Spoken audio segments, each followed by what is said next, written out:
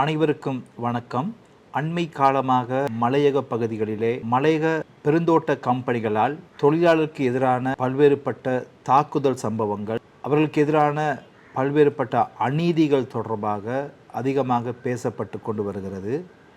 உண்மையில் இந்த சம்பவங்கள் இன்று நேற்று அல்ல, தொடர்ச்சியாக நடைபெற்று வருகின்ற ஒரு சம்பவமாகவே நாங்கள் பார்த்து கொண்டிருக்கிறோம்.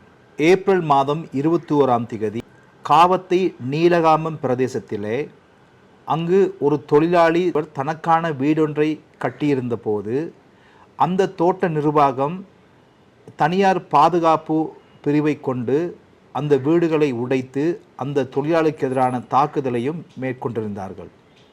எனவே இந்த சம்பவத்தை அறிந்த உடனேயே சட்ட நடவடிக்கைகளை மேற்கொள்வதற்காக நாங்கள் நடவடிக்கையை மேற்கொண்டிருந்தோம்.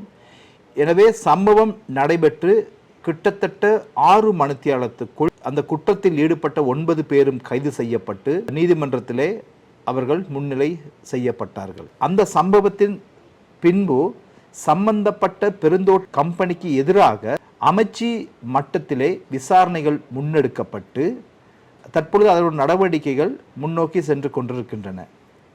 அது மட்டுமல்லாது பாதிக்கப்பட்ட 2 குடும்பங்களுக்கும் அதே போல அந்த தோட்டத்தில் இருக்கிற ஏற்கனவே காணி ஒதுக்கப்பட்ட 20 குடும்பங்களுக்கும் காணியை வழங்குவதற்கும் இந்த பெருந்தோட்ட கம்பெனி இணக்கம் தெரிவித்திருக்கிறது. எனவே காணி வழங்குவதற்கான நடவடிக்கைகளையும் நாங்கள் முன்னெடுத்து செல்கின்றோம்.